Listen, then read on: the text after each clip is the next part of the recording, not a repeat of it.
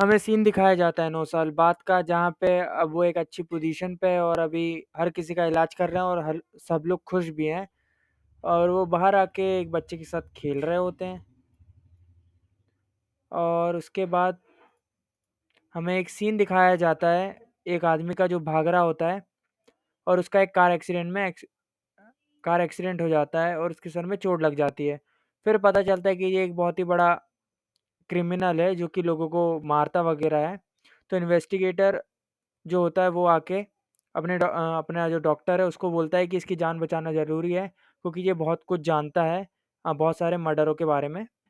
और फिर अपना डॉक्टर बोलता है कि मैं इसलिए ये सर्जरी नहीं कर रहा क्योंकि मुझे पुलिस की मदद करना है, मैं इसलिए कर रहा हूँ क्योंकि मैं एक डॉक्टर हूँ, बस।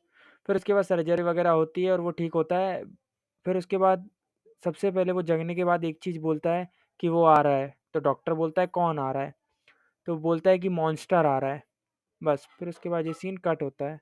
अगले एपिसोड में हमें दिखाया जाता है एक लड़की को, जो कि ऑफ कोर्स सी बात है, वो जो एक लड़का और लड़की थे ना, उनमें से वही वो लड़की है। वो लेट हो रही होती है किसी यूनिवर्सिटी के पता नहीं कोई से अटेंड करने के लिए। तो वहाँ पे वो लेट होती है आधा घंटा और फिर उसके बाद बोलता है कि तुम मेरे क्वेश्चन का जवाब दो, और वो जवाब दे देती है और उसके बाद उसको बैठने को मिल जाता है। हमें पता चलता है कि ये जो लड़का है रेड वाला, वो उसको क्रश है वो लड़की के ऊपर। और वो अपनी जो लड़की है वो भाई बहुत ही अच्छी है मार्शल आर्ट और ये वो में। और वो पार्ट टाइम पिज़्ज़ा वगैरह काम करती है पैसे वैसे के लिए, हो गया, ज़्यादा कुछ नहीं है। अचानक से उसको एक दिन कंप्यूटर में मैसेज आता है कि तुम बहुत ही खूबसूरत हो, ये वो हो।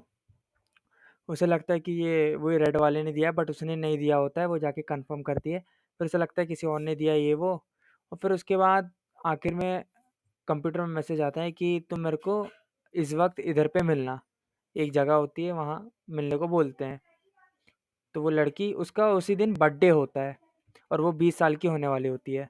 थेरेपी में जाती है जहाँ पे वो बताती है कि कैसे उसको सपने आते हैं मॉन्स्टर वगैरह के ये वो।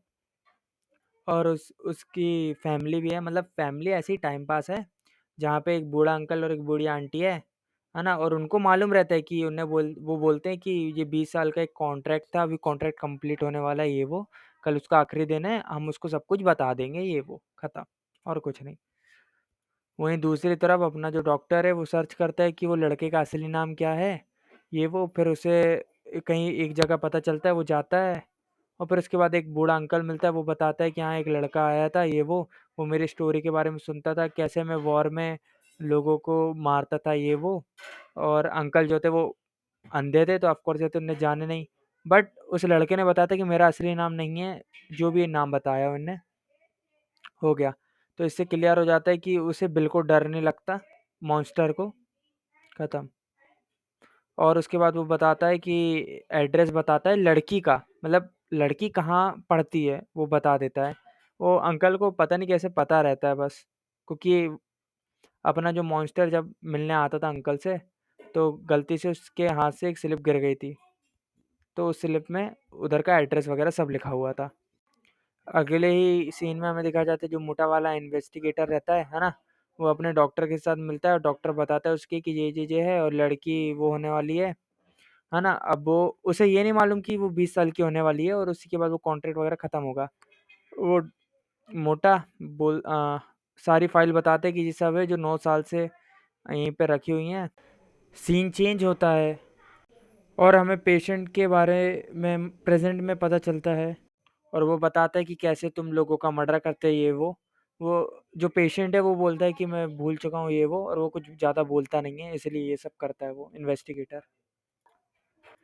फिर जो पेशेंट है वो एकदम से झटपटाने लगता है और फिर डॉक्टर बोलता है कि मुझे लगता है कि इसे बाहर जाके थोड़ी ताज़ी हवा देनी पड़ेगी। तो फिर इन्वेस्टिगेटर भी हाँ बोलता है और वो लोग बाहर जाकर बातचीत करने लगते हैं कि डॉक्टर बताता है कि कैसे उसकी लाइफ चेंज हो गई जब उनने एक लड़के की मदद किया और उसे ठीक किया, और उसके बाद से सब कुछ चेंज हो गया, हर कोई मर गया ये वो, उसकी लाइफ पूरी चेंज हो गई। और उसके बाद जो पेशेंट है वो बताता है कि कैसे उसके सामने उसके माँ-बाप का मर्डर हो गया, दोस्तों का मर्डर हो गया ये वो, और उसे फ़ोर्स किया गया ये सब क्राइम करने को। और वो बताता है कि कैसे उसके पास एक घड़ी थी जो वो हमेशा देखता रहता था। फिर अपना डॉक्टर जब घर जा रहा होता है रात को, तो तभी वो वैसी ही घड़ी देखता है जैसा वो पेशेंट बोल रहा था। तो वो अंदर जाके वो घड़ी को रैप करवा के हॉस्पिटल जाता है उसी पेशेंट को देने। यहाँ हॉस्पिटल में अपना पेशेंट उठता है, वो बोलता है कि मैं बता दूंगा सच सच कि कौन है मेरा बॉस और मैं किसके लिए काम करता हूँ। जैसे ही बाहर जाता है, वो देखता है कि पुलिस ऑफिसर मर चुका है, और वहीं पे नीचे साइड अपने डॉक्टर की एंट्री होती है। और फिर वो जाते हुए देखता है कि एक पुलिस वाले की मतलब उसे बेहोश कर दिया गया है, और वहाँ पे पेशेंट नहीं है। फिर वो भागता है आवाज़ जहाँ जहाँ से पेशेंट की आ रही होती है, और फिर जाते हुए एक जगह पहुँचता है।